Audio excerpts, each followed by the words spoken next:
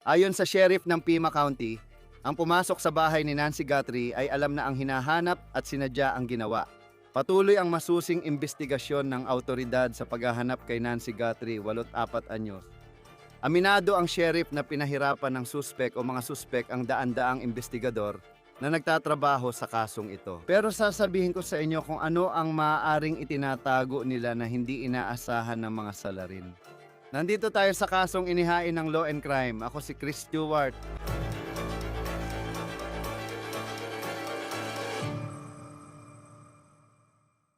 Henetikong heneolohiya.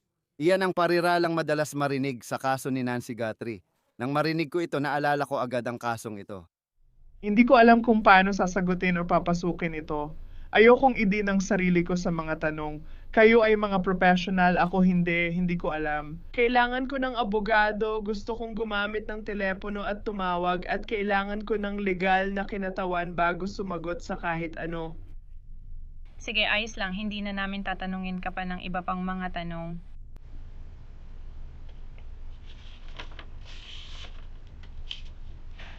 Walang luha na lumalabas sa mukha mo.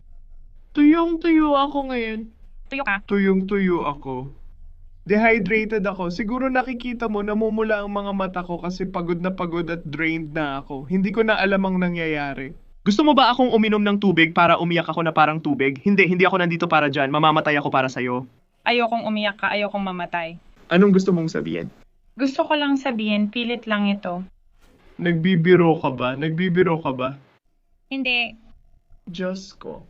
Ngayon, yan ang interogasyon mula sa isang kaso sa Maryland na walang kinalaman kay Nancy Guthrie. Ito ay kasong pagpatay na nalutas gamit ang teknolohiya na posibleng gamit din ng mga investigador sa paghahanap kay Nancy Guthrie. Tatalakayin natin ang kaso, kung paano ito nangyari kaugnay kay Nancy Guthrie at ang nalalaman natin ngayon. Dumating na ang resulta ng DNA test. Mukhang hindi ito ang ebidensyang inaasahan ng marami. May mga guwantes na natagpuan 2 milya mula sa bahay ni Nancy Guthrie, tatabi ng kalsada. Walang tumugma sa CODIS ang FBI National Database na sa DNA na nakuha sa bahay ni Nancy Guthrie. Hindi natin alam kung saan o anong DNA iyon, pero hindi rin tumugma ang sample na iyon sa CODIS. Alam natin na galing sa bahay ang DNA na iyon. Hindi iyon kay Nancy at hindi rin iyon pag-aari ng mga miyembro ng kanyang pamilya. Ang Combined DNA Index System Database ay may mga profile lang ng mga nahatulan o naaresto, kaya maliit na bahagi lang ng populasyon ang sakop nito.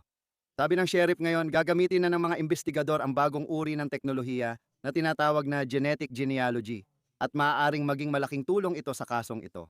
Bago tayo magsimula, talakayin muna natin ang isang interesanting sinabi ng sheriff ng Pima County sa kanyang bagong one-on-one na panayam sa media. Ayon kay Sheriff Chris Nanos, naniniwala siyang may tiyak na target ang taong nakita sa harap ng bahay ni Guthrie sa surveillance video. Sinabi rin niya na ang taong ito ay pinahirapan ng kanyang mga investigador pero sinabi niyang hindi sila susuko ngayon. Dagdag pa ni Sheriff, tinitingnan na nila ngayon kung ang mga damit kabilang na ang maskara na suot ng suspect ay binili sa Walmart.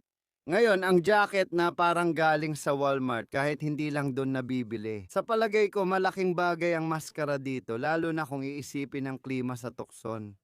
Ilan kaya ang mga taong bumibili ng maskara na katulad ng nakita natin sa surveillance video? Alam na natin na nagtutulungan ang pulis at Walmart para tukuyin kung sino ang posibleng bumili ng gamit ng suspect. Malaking palatandaan din ang backpack na yon dahil Walmart lang ang nagbebenta nito. Maaaring sa Walmart din binili ang mga damit. Ibinahagi ng sheriff sa media ang oras ng pagbili ng backpack na parang nagkukwento lang siya. Maaaring 20 o 60 araw na ang lumipas habang sinusuri nila ngayon ang mga tala ng Walmart. Idinagdag ng sheriff sa isang panayam sa National Broadcasting Company News na maaaring may suot ding singsing ang suspect sa video sa harap ng bahay. May suot siyang kakaibang holster ng baril sa baywang na mukhang mura at mabibili sa Walmart o ibang tindahan. Tungkol sa ibang tindahan, pumupunta ang FBI sa mga gun store sa Tucson. Ayon sa ulat, may dala silang listahan at mga litrato ng maraming tao. Nagtatanong kung napunta ang mga ito sa mga tindahan nung nakaraang taon. Ayon sa Fox News, nakausap nila ang may-ari ng tindahan ng baril na sinabing tinanong siya ng mga ahente kung may kamukha sa listahan ang taong nasa surveillance video. Ang tinutukoy na panahon ay nakaraang taon. Sinabi ng may-ari ng gun store sa Fox News na karamihan sa mga tao ay may bigote o balbas gaya ng nasa surveillance video. Hindi malinaw ngayon kung sino at bakit sila nasa listahan, pati na ang dahilan sa binanggit na nakaraang taon. Mukhang napakalawak ng saklaw niyan habang patuloy na sinusubukan ng mga investigador na lutasin ang kasong ito. Gusto ko nang talakayin ang genetic genealogy testing na siyang pangunahing paksa ngayon. Sa kaso ni Nancy Guthrie, meron kang DNA mula sa bahay ni Nancy Guthrie. Hindi natin alam kung kaninong DNA iyon. Hindi rin natin alam kung DNA nga ba talaga iyon. Konektado sa taong nakita mo sa porch niya. Pero alam natin na wala itong tumugma sa CODIS, yung database ng FBI na naglalaman lang ng DNA profiles ng mga taong nahatulan na ng krimen o naaresto. Kaya napakaliit na bahagi lang ito ng populasyon ngayon. Ayon sa sheriff, gagamit ang autoridad ng ibang paraan kabilang ang genetic genealogy testing na bagong teknolohiya. At hindi ito kasing simple o kabilis gaya ng iniisip natin. Pero marami ng mga kaso kung saan naging malaking tagumpay ito. Napag-usapan natin kamakailan dito sa palabas ang isang kaso na maaaring natatandaan mo kung saan ginamit ang teknik na ito para maresolba ang isang cold case na hindi nalutas ng 24 na taon. Hindi ko alam kung paano sagutin yan, kung paano papasukin. Ayokong madawit ang sarili ko sa mga tanong. Kayo ay mga professional, ako hindi ko alam. Sa tingin ko, kailangan ko ng abogado, kailangan kong gumamit ng telepono at tumawag, at kailangan ko ng legal na kinatawan bago sumagot sa kahit ano. Sige, ayos lang. Hindi na namin tatanungin ka pa ng iba pang mga tanong.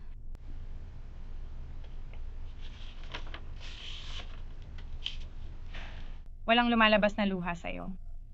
Tuyong-tuyo ako ngayon.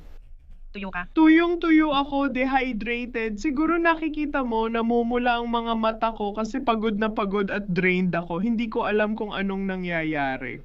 Gusto mo ba akong uminom ng tubig para umiyak ako? Ayokong umiyak ka. Ayoko lang mamatay. Ano bang gusto mong sabihin? Ang gusto ko lang sabihin, parang pilit lang to. Nagbibiro ka ba? Nagbibiro ka ba? Hindi. Diyos ko. Kaya ito ay isang video ng interogasyon mula noong nakaraang taon na may kinalaman sa isang lalaking nagngangalang Eugene Glegor. Umamin siya ng kasalanan noong 2025 sa pagpatay kay Leslie Pryor. Noong 2001 si Leslie Pryor ay nanay ng kanyang kasintahan. Natagpuan siyang binugbog hanggang mamatay sa bahay niya sa Chevy Chase, Maryland, malapit sa Washington District of Columbia. Ang kasong ito ay nanatiling malamig ng halos 14 na siglo hanggang sa dumating ang genetic genealogy DNA testing at ganito ang naging takbo ng mga pangyayari. May DNA ng lalaki sa ilalim ng mga kuko ni Leslie Pryor, patunay na lumaban siya para sa buhay niya. Hindi natukoy ng mga investigador kung kanino ang DNA sa loob ng maraming taon hanggang dumating ang makabagong teknolohiya. Maaaring kumuha ng DNA sample ang mga autoridad, gawing profile at ikumpara sa mga pampublikong genetic database. Parang 23andMe or Ancestry.com kung saan pwede kang magsumite ng DNA sample para malaman ang pinagmulan mo at mahanap ang mga mahal sa buhay. Pero pagdating sa paglutas ng mga kaso, naging napakahalagang kasangkapan ito at maaaring ito rin ang kaso kay Nancy Guthrie ngayon sa kaso sa Maryland. Ikinumpara ng mga autoridad ang kanilang sample at habang binubuo nila ang family tree, ang pinakamalapit na tugma ay isang lalaking nagngangalang Glegor. Pero nakatira siya sa Romania, malayong pinsan siya ng taong naging suspek sa kasong ito. Habang sinusuri ng mga autoridad sa Maryland ang kaso, napansin nila ang pangalang Glegor na binanggit ng kapitbahay. Sinabi ng mga investigador na dapat nila itong naimbestigahan pa noong 2001 pero sa hindi malamang dahilan hindi iyon ginawa ng mga autoridad. Ngayon pakiramdam nila may magandang lead sila. Sa pamamagitan ng genetic genealogy DNA test na ito, nagawa nilang matukoy si Eugene Glegor at pagkatapos ay sinubaybayan nila siya. Sinundan siya hanggang paliparan at lihim na kinuha ang itinapon niyang bote ng tubig. Kinuha nila ang DNA mula doon at sinuri. Ang DNA na yon ay tumugma sa sample na kinuha mula kay Leslie Pryor, 24 na taon na ang nakalipas. Pagkatapos ay inaresto si Eugene Glegor. Ito ang bahagi ng video ng interogasyon kung saan ipinaliwanag ng mga detective kay Eugene ang proseso at dahilan ng pagkakaugnay niya sa pagpatay na ito. Kaya mula sa lugar ng krimen, mayroon kaming DNA mula sa taong nandoon noong namatay si Leslie. Kaya may dugo ni Leslie sa lahat ng dako, malinaw naman. Pero meron ding isa pang DNA profile na nakuha mula sa lugar ng krimen. At inilagay namin yon sa Combined DNA Index System, ang aming database mula sa National Combined DNA Index System, DNA Index System, at hindi pa ito tumama kahit kailan. Kaya kung sino man ang nandoon, kung sino man ang may DNA na nakuha rin sa lugar, ay hindi pa kailanman naaresto. Ginagawa namin ng elimination DNA samples para malaman kung sino ang hindi gumawa nito, kasi kapag nagtugma ang DNA, hindi siya ang gumawa. Kaya napagtanto namin na hindi kanila nakausap, wala silang ginawa, at gusto naming malaman pa ang tungkol sa'yo. At kung may anumang pagkakataon na maaari kang nasa bahay nung oras na iyon, Medyo nalilito lang ako. Kaya para malaman pa at makausap ako, bakit hindi nyo na lang ako tawagan at imbitahan na pumunta at makipag-usap sa akin? Kaysa padalhan ako ng mga marshal para arestuhin ako at dalhin ako doon. Nalilito lang talaga ako kung bakit ganun ang nangyari. Umamin si Eugene Glegor sa pagpatay kay Leslie Pryor noong 2001 at kasalukuyang nagsisilbi ng 22 taon sa bilangguan. Isa ito sa pinaka-kapanapanabik na interrogation video na mapapanood mo. Seryoso ka ba? Seryoso ka ba?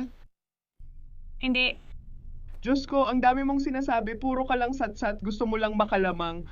Ito ang pulis, oo, parang may sense naman, alam mo yun, makikita sa mga mata mo. Parang guilty ka agad hanggat hindi napapatunayang inosente. Naiintindihan ko naman. Ibig kong sabihin may DNA mo sa crime scene, kaya tulad ngayon, Kumbaga, sa kaso na yon, sa investigasyon kay Nancy Guthrie, malamang kukunin ng mga detective ang DNA evidence na nahanap nila sa bahay niya. Pagkatapos ikukumpara mo ito sa family tree at database, umaasang makabuo ng connection na magdadala sa pagkakakilala ng tao kung sino ang nag-iwan ng DNA sa bahay ni Nancy Guthrie. Sa kaso sa Maryland noong 2001, halos isang taon at kalahati bago natapos ng mga investigador ang investigasyon, kaya hindi ito laging madaling proseso ngayon. Naging matagumpay din ang genetic genealogy sa kaso ng pagpatay na sangkot si Brian Koberger. Siyempre, ang lalaking pumatay sa 4 na estudyante ng Universidad ng Idaho sa kanilang bahay. Iniwan ni Koberger ang takip ng kutsilyo sa kama na may DNA at naiuugnay ito ng mga investigador kay Brian Koberger sa pamamagitan ng koneksyon sa pamilya. Sabi ng sheriff na tumutulong ang mga high-tech na kumpanya sa kanila para buuin ang kasong ito. Pati ang Meta at Apple ay nag-abot ng tulong. Sinabi niya na nakikipag-ugnayan sila sa gumawa ng pacemaker ni Nancy para matukoy kung nasaan ito. Alam natin na naputol ang connection ng device sa iPhone to niya noong madaling araw ng Pebrero 1 at yun ang huling beses na may contact siya noon. Ayon sa mga autoridad, gumagamit din ang mga pulis ng tinatawag na signal sniffer. Teknolohiyang maaring ikabit sa drone o helicopter upang subukang kunin ang mga signal sa lupa. Maaaring cellphone o pacemaker ito, kaya nakakabit ang teknolohiya sa drone o helicopter. At lilipad ito ng mababa at mabagal sa isang tinarget na lugar. Sinabi sa amin na hindi ito pwedeng gamitin para iskan ang buong lungsod dahil bago pa ang teknolohiyang ito. Patuloy ding dumarating ang mga autoridad sa bahay ni Nancy Guthrie. Hindi pa malinaw kung ano ang kanilang hinahanap sa ngayon. Ayon sa sheriff, asahan pa nating magkakaroon ng mas maraming operasyon gaya ng nakaraang weekend. Nang salakayin ng Special Weapons and Tactics Team ang isang bahay at nagkaroon ng dramatikong paghinto ng sasakyan malapit sa bahay ni Nancy Guthrie, may isa silang hinuli ngunit pinalaya rin ito. Wala pang naaaresto sa ngayon. Hindi rin malinaw kung anong ebidensya ang nakuha nila gamit ang search warrant mula sa federal na pamahalaan. Ayon sa sheriff, patuloy nilang sinusuri ang mga nakuha sa bahay. Sabi rin ng sheriff na patuloy na sinusundan ng mga investigador ang libu-libong lead at hindi niya tinawag na malamig na kaso ang kaso ni Nancy Guthrie. Hiniling niyang magpatuloy ang publiko sa pagsusumayti ng mga tip na sa tingin nila ay makakatulong. Nag-aalok ang Federal Bureau of Investigation ng 100,000 pabuya para sa impormasyong makakatulong sa paghahanap kay Nancy Guthrie. O sa taong o nga taong kumuha sa kanya. Samahan niyo kami ngayon para talakayin ang kasong ito kasama si Lance Lasing, retiradong FBI agent at dating piskal. Salamat po sir sa oras ninyo. Pangunahing balita ngayon ang henetikong genealohiya na binabantayan ng mga autoridad. Pagkatapos ng mga guwantes at sample na kinuha nila mula sa bahay ni Nancy Guthrie, hindi tumugma sa CODIS.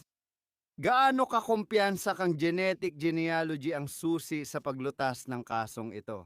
Kumpiyansa ako sa forensic genetic genealogy dahil ilang beses ko na itong nagamit sa mga kaso nung namuno ako sa Violent Crimes Task Force. Dito sa Arizona, nakasolve kami ng maraming kaso ng serial homicide, serial rapist at rape gamit ang forensic genetic genealogy. Kaya ganito yon. Meron kang hindi kilalang DNA sa isang crime scene, kadalasan ito ay may malakas na connection sa krimen. Kaya nahanap nila ang mga guwantes na malayo sa bahay. Mari mo pa rin gamitin ang forensic genetic genealogy para matukoy ang DNA, pero hindi ito direktang konektado sa bahay. Karaniwan, ginagamit ito sa crime scene kapag may iniwang DNA ang suspect. Kaya madalas itong ginagamit sa mga kaso ng sexual assault. Kaya kukunin mo ang hindi kilalang DNA na yon, ipapadaan mo ito sa CODIS, umaasang makakakuha ka ng tugma. 4% hanggang 6% lang ng population ng nasa CODIS, kaya maliit ang posibilidad. Minsan nakakakuha ka ng tugma na siyang pinakamadaling paraan, pero kung wala, ipapasa mo ang DNA sa mga pribadong kumpanyang gumagawa ng DNA search para sa kasaysayan ng pamilya. Libu-libong tao ang voluntaryong nagbibigay ng DNA sa sistema para makakonekta sa pamilya nang hindi alam o gumagawa ng family tree para sa kanila.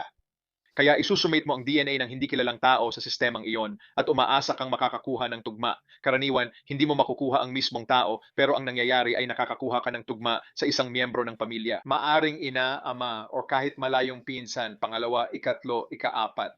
Kahit malayo ang relasyon, nakakatulong ito magbigay ng listahan ng posibleng suspect. Gumagawa ka ng family tree tapos mula sa kilalang kamag-anak may lalabas na may-ari ng DNA na konektado na sa eksena para kang kumuha ng suspect mula sa wala.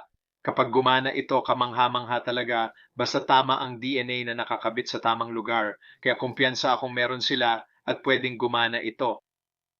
Oo, nakakatuwang makita ang ilan sa mga kasong iyon. Alam ko na pinag-usapan ng mga tao si Brian Koberger at paano ito nagamit para matukoy siya sa Idaho. Ibig kong sabihin, nakakabilib talaga ang teknolohiya kapag kailangan mo ito. Kung sisimulan nila ito ngayon, ang sample na may DNA ay ebidensya na hindi kay Nancy Guthrie mula sa kanyang bahay. Sabi nila, gamitin na natin ang genetic genealogy, ano ang unang hakbang at gaano ito katagal. Sa ganitong high-profile na kaso, gaano kabilis makakakuha ng resulta. Oo, isinusumite nila ito sa mga pribadong kumpanya na gumagawa nito. Parang customer lang talaga. Walang special, di kailangan ng warrant at walang delay dahil voluntaryong binigay ang DNA sa mga sistema. Depende kung gaano kakalapit ang tugma mo sa suspect, dun din kabilis ang proseso. Pagkatapos, pwede mo nang buuin ang family tree at maresolba ito. Kung ika-4 na pinsan lang, marami ka pang gagawin. Yung suspect, listahan at family tree, pwedeng dos-dosenang tao. Pagkatapos, gagawin mo na lang ang basic na hakbang sa investigasyon para paliitin kung sino ang nakatira sa lugar at tumutugma sa pisikal na paglalarawan. Malamang pwede mong tanggalin yung karamihan sa mga babae doon kasi yung taong nakita sa surveillance photo ay malabong babae. Kaya mong paliitin agad yon. Sa panahon, kadalasan sinasabi ko mga ilang linggo, yun ang inaabot ng mga kaso namin. Siguro ganun din dito bago makahanap ng solusyon. Mas maraming investigador at resources dito kaysa sa karaniwang kaso kaya mas mabilis. Siguro 1 linggo posible.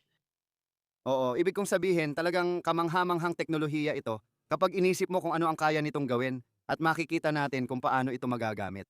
Hindi pa nila partikular na sinabi, base sa pagkakaalam ko, kung ano yung DNA na yon. Alam mo, ano ba ang nahanap nila sa bahay na itinuring nilang mahalaga? Yung DNA, saan nila nasabi yon? Hindi ito DNA ni Nancy Guthrie at hindi rin ito DNA ng kahit sinong miyembro ng kanyang pamilya. What Hindi ako manghuhula. Pero ano kayang mga posibilidad nun base sa alam natin? Sino man sa bahay na yon sa anumang oras pwedeng mag-iwan ng DNA. Maaring manggagawa, maintenance, or landscaper ang pumasok, gumamit ng banyo, or humawak ng door handle. Marami pa tayong hindi alam sa loob ng crime scene na yon. Marami tayong nakikita sa labas ng pader at sa mga surveillance video ng mga nangyari sa labas ng bahay. Di natin alam anong meron ng mga investigador sa loob.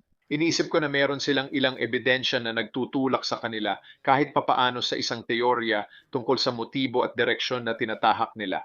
Hindi natin alam kung saan nakuha ang DNA o anong klase iyon. Karaniwang DNA lang ba ng maraming tao o isang napaka-espesipikong DNA na naiwan? Sigurado sila na sa suspect yon pero hindi natin alam kaya maaring maligaw sila ng landas. Halimbawa, kung touch DNA lang sa doorknob ang sinusundan mo, posibleng may makuhang DNA na matagal nang nandoon at baka galing lang sa manggagawa o bisitang pumasok sa bahay. Ilang linggo pa noon, kaya mali ang direksyon. Mas konektado sa gabing yon ang hanap mo, kaya isipin mong may surveillance images sila mula doon. Makikita mong humihipo o pumupunta ang suspect sa ilang bagay o lugar. Ang DNA mula rito ay direktang mag-uugnay sa kanya. At tungkol naman sa mga guwantes, may nababasa ka ba o napapansin tungkol sa mga guwantes na ito na pakiramdam nila ay napaka-espesipiko? Alam ko na ang sabi ng FBI sa Phoenix ay mukhang tumutugma ito. At hindi ako sigurado kung ibig sabihin ba nito ay dahil ito ay isang alternatibo sa latex na marami namang tao ang meron para lang halimbawa sa paglilinis ng bahay nila. Kung yun ba talaga ang ibig nilang sabihin o may iba pa silang gustong ipahiwatig? Ang totoo, umabot tayo sa puntong isusumite ito sa CODIS at pag-uusapan ng publiko kahit walang tumugma sa CODIS. May posibilidad bang hindi pa tuluyang tapos ang issue ng mga guwantes sa kasong ito sa mga susunod na hakbang?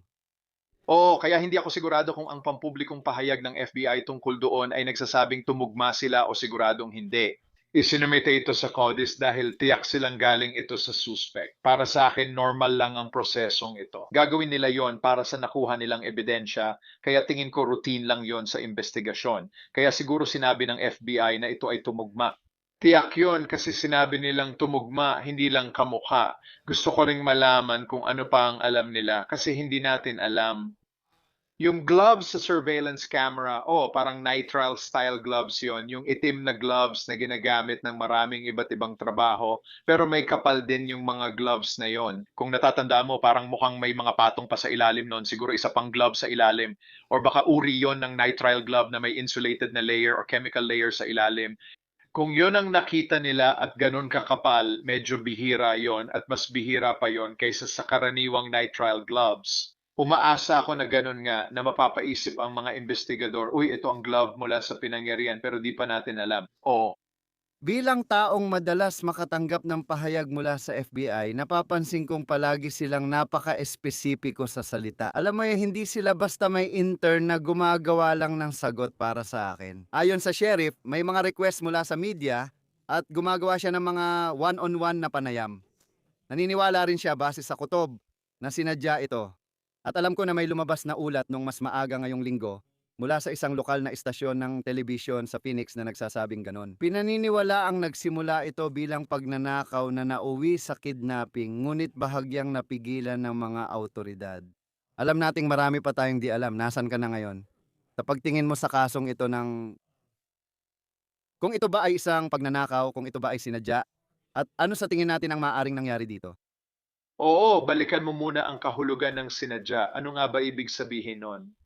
Sa tingin ko sinadya ito, posibleng pagnanakaw ito at pinuntiryan nila ang tao dahil baka may trabahador na dating pumasok doon. Sinabi nila sa kaibigan, uy, may trabaho ako sa isang bahay, may 85 anyos na babae roon, maraming pera at bihira siya doon. Pagkatapos, dumiretso siya sa bahay. Target yun kay Nancy at sa kanyang bahay dahil sa nakuha nilang information. Sa tingin ko malamang na ito ay sadyang tinarget sa ilang paraan ngayon. Kung ito man ay tinarget dahil si Nancy ang ina ni Savannah o dahil siya ay madaling biktimahin at mukhang may pera, malalaman natin. Sa tingin ko, mataas ang posibilidad na ang taong ito ay may motibo nang pumasok siya sa bahay na iyon para gumawa ng krimen. Maaring pagnanakaw, pananakit o iba pang dahilan at posibleng si Nancy talaga ang target. Para sa alinman sa mga iyon, malamang na may nangyaring masama sa loob ng bahay na iyon, nasaktan si Nancy. Patunay dyan ang dugo na lumalabas mula sa pintuan. At pagkatapos nagpanic ang taong iyon. Sinubukan nilang itago ang ginawa nila, sinubukan nilang itago ang mga ebidensya. At kasama na ron si Nancy, lalo na kung malubha siyang nasugatan noon. Kaya iyon ang teorya. Ito ba ay sinadya? Oo, sinadya ito, pero marahil hindi para sa kidnapping. Malaki ang duda ko na ito ay isang kidnapping, simula pa lang. At ito ay dahil hindi ito sumusunod sa karaniwang pattern ng kidnapping, lalo na kung pera ang motibo. Dumating ang unang hiling ng pera makalipas ang ilang araw. Walang kidnapper ang magtatagal ng ilang araw na inaalagaan ng isang marupok na biktima para lang makakuha ng pera. Sa huli, madalas itong presyon at agad na hiling ng pera. Ayaw talaga nilang hawakan ang biktima ng matagal, kaya parang malabo na pera ang motibo rito. Iniisip ko rin, isang 84 anyos na babae na may sakit at kailangan ng gamot. Palagi ko yung naaalala at hindi lahat ng kriminal ay walang pakialam, di ba? Oo, mukhang hindi sila maingat magplano mga kriminal. Pero kung magkikidnap ka, Siya siguro ang huling pipiliin mong target. Kahit meron siyang lahat ng pera sa mundo para gawin yon.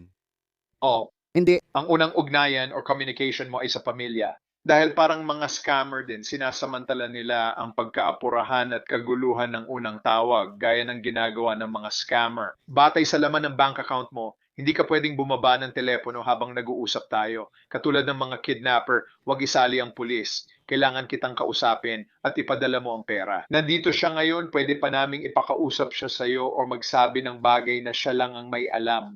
At yung kaguluhan na yon, yung pagkaapurahan, yung agarang paghingi ng pera, kadalasan yun ang dahilan kung bakit naibibigay ang pera, tapos bigla na lang silang mawawala. Ayaw talaga nilang magkaroon ng kinalaman sa pag-aalaga ng biktima, lalo na kung 20 taong gulang na malusog ang biktima, kumpara sa 85 taong gulang na mahina na. Kaya hindi ito sumusunod sa mga motibong iyon, kabilang na ang ideolohiya. Maaring ideolohikal ang pagdukot, pero hindi rin iyon makatuwiran. Walang anumang pahayag na ideolohikal, walang layunin na kanilang hinahabol. Ang galyam sa mga ahensya ng media ay magkakaroon ng saysay sa kaso kung may pahayag na nagpapakita ng layunin. Wala rin tayong nakita na ganun. Kaya napupunta ito sa ibang mga motibo at naiiba. Ang krimen, kalusugan ng isip o delusion at alitan sa tahanan o pamilya ay magkakaibang bagay at mukhang hindi alitan ang kaso rito. At nabanggit din ng sheriff. Sa tingin ko, tinututulan niya ang ideya na si Nancy ay nasa Mexico or na ang suspect ay pumunta sa Mexico. Nakatawid na ako sa New Gallis dati at madali lang magmaneho doon. Parang hindi sila nagtatanong or nagche-check ng papeles basta welcome ka tumawid. Mas marami pang tanong pagbalik. Nagtrabaho ka sa Arizona. Gaano kadalas makatakas ang mga suspect? Matagumpay ba? Tumatawid ka ba ng Nogales tapos magmamaneho papuntang Mexico kung ganito ang sitwasyon? Nakita ng taong ito ang video at naisip, ay nako, baka nahuli na ako. Kung tatawid siya ng border, gaano kalaki ang posibilidad na mangyari ito? Sa tingin ko, hindi mangyayari yon dahil walang senyales ng cross-border na pagdukot. Mukhang walang koneksyon sa anumang organisadong krimen sa Mexico ang paraan ng paglapit ng subject sa surveillance videos. Hindi siya ganun ka-professional. Maraming teorya tungkol sa surveillance video na yon. May nagsabi rin na hindi siya ang unang tao sa bahay. Tinawag lang daw sila para tumulong maglinis pagkatapos. Parang ang dami talagang teorya dyan, pero wala namang indication na oo, ito ay isang cross-border na uri ng kidnapping. At muli, Para saan nga ba ang motibo? ibig kong sabihin, para saan ba talaga? Hindi naman mukhang para sa pera, hindi rin mukhang para sa ideolohiya. Kaya alam ko na nabanggit ng sheriff ang tungkol sa paghihiganti at ang paghihiganti ay, ibig kong sabihin, motibo iyon. Pakiramdam ko ay pasok ito sa parang delusional na klase ng kind of motibo. Hindi kailangang makatwiran ng reklamo, basta may nararamdamang sama ng loob ang suspect sa pinaniniwalaan niya kahit walang ibang naniniwala. Maaring may sakit sa pag-iisip ang taong ito at naniniwalang si Nancy o sino mang nakatira dito ang may kasalanan sa masamang nangyari sa kanya. Laging posible yan pagdating sa kalusugan ng pag-iisip at delusyon, hindi mo pwedeng gamitan ng lohika, di ba? Kaya laging posibilidad din yan. Sa tingin ko, kailangan laging bukas ang isip ng mga investigador dyan.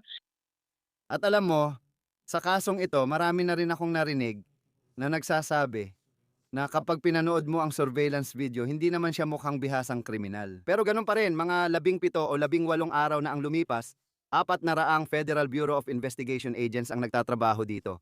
Involved na rin ang Pangulo at ipinangako niya ang suporta niya. Nag-aalok na rin ng tulong ang Apple at Meta. May umiikot tayong signal sniffer, bagong teknolohiya yan, di ba? Halos lahat ng lakas ng mga tagapagpatupad ng batas ay nakafocus sa kasong ito. Kahit parang baguhan sa kamera ang tao, malaya pa rin siya at di pa rin natin alam nasaan si Nancy. Hindi ko rin maintindihan kung bakit di pa siya nahuhuli. Kapag tiningnan ang simula ng investigasyon at ilang hakbang sa proseso, saan kadalasan nakakawala ang tao at nahihirapan ang mga tagapagpatupad ng batas? Oh, luma na yung kasabihan, kahit bulag na ardilya nakakahanap ng money. Minsan kasi, ganun talaga. May mga kriminal akong hinabol na akala ko matalino, pero nung nahuli ko sila, na-realize kong sinuwerte lang sila. Sa loob ng ilang panahon, itong taong nakikita mo sa surveillance camera, hindi naman niya ginawa yun ng basta-basta lang, halatang pinag-isipan niya talaga. Pinag-isipan nila ang itsura nila at kung paano mag-disguise, pinag-isipan din nila na huwag mag-iwan ng DNA or anumang forensic evidence sa lugar ng krimen. Kaya may mga bagay talaga silang pinaghandaan. Para sa akin, di makatwiran ang desisyon nila sa may pintuan, lalo na kung ginamit pa nila ang halaman para itago ang kanilang pagkakakilanlan. Pagkatapos, kinuha pa nila ang doorbell camera na hindi rin naman matalino, pati na rin ang ilan pa at nagulat pa sila sa doorbell camera. Sa tingin ko, malinaw iyon base sa surveillance video. Ipinapakita ng mga desisyong iyon ang kakulangan sa pagpaplano at posibleng di makatwirang desisyon. Gumawa rin sila ng hakbang para itago ang pagkakakilanlan nila kaya lalong nalilito ang usapin. Oo, ganun nga. Napakaraming option at hindi lang option kundi mga pagkakataon para sa isang suspect na pala rin hindi mag-iwan ng DNA at ang mga investigador ay maaring hindi iyon mapansin. Tama, nabanggit mo ang mga pagkakamali at naniniwala ako na meron talaga. Madaling magtanong pag tiningnan ng nakaraan pero sa tingin ko pati ang sheriff ay nagsalita na. Hindi dapat agad nilinis ang eksena. Sang-ayon ako, walang pressure na linisin ka agad. Mas mainam sana kung pinanatili pa. Makakatulong kaya iyon sa progreso ng kaso? Marahil hindi, pero hindi natin alam hanggat hindi natin alam ang mga detalye. Hindi lang talaga natin alam. Di ko alam kung may kaibigan o kasamahan ka sa Arizona na kasama sa kasong ito. Pero kumusta na ang morale sa puntong ito? Gaya ng sa mga ahente ng FBI, alam mo yon, habang nagpapatuloy ang kasong ito at napakaraming atensyon mula sa publiko, halos may pagka-frustrate na rin ang mga tao na parang wala namang nangyayari. Alam kong frustrated sila, pero ano ang sabi ng mga kakilala mo sa Arizona na kasama sa kasong ito? Sa tingin ko talagang umasa sila nung lumabas ang mga surveillance images. Akala nila yon na ang magiging turning point at mabilis na magdudulot ng pag-aresto. Sa tingin ko nakita natin ang ilang pag-aresto at search warrants mula noon at lahat sila ay umasa ron. Kapag may nawawalang biktimang nasa panganib, agad kang kumikilos. Sa isang investigation, malamang na inaaresto mo na agad ang mga tao, ini-interview sila at nagsasagawa ng search warrants ng mas maaga kaysa sa isang investigation na hindi naman may kinalaman sa isang taong agad na nasa panganib. May panganib kang mapunta sa wala minsan o maaresto ang isang taong wala palang kinalaman. Sa tingin ko, mataas nun ang pag-asa nila. Pero ngayon, talagang mahirap na at mabagal ang proseso. Bilang field agent, libo-libong tip ang natatanggap mo, sunod-sunod ang dating, at matapos suriin ang 100 o 200 karamihan ay walang napupuntahan. Pagkatapos pumapasok na ang ugali ng tao, parang, ay, isa na naman, mahirap talagang panatilihin ang momentum. Responsibilidad ng mga leader ng FBI at sheriff na panatilihin ang momentum. Sana nagtutulungan talaga ang mga investigador. Sa kaunting hindi pagkakasundo at hirap ng investigasyon, pwedeng magkalabuan. Pero dito, wala akong nakikitang palatandaan ng ganun. Sa tingin ko, nagtutulungan sila pero mabigat talaga ang laban ngayon. Oh, Oo. At iniisip mo na lang na araw-araw kang nandoon, umaasang makakahanap ka ng, alam mo na, ng sandaling yon na pwedeng magbukas ng kaso. Maraming tao ang nagtatrabaho dito at patuloy silang nagsusumikap, umaasang magiging masaya ang wakas. Lance Lysing, retiradong espesyal na ahente ng FBI at dating piskal, salamat sa pagsama sa Law and Crime. salamat din sa pag-imbita sa akin. Kung may alam ka tungkol kay Nancy Guthrie, tawagan ang Pima County Sheriff sa 523-514-1400. At maaari mo ring kontakin ang 1800 call Federal Bureau of Investigation o pumunta sa tpsfbi.gov. Yan na po ang pagtatapos ng On The Case na inihandog ng Law and Crime. Mag-subscribe sa YouTube at Spotify at mapapanood na rin kami sa Peacock. Ako si Chris Stewart, hanggang sa susunod.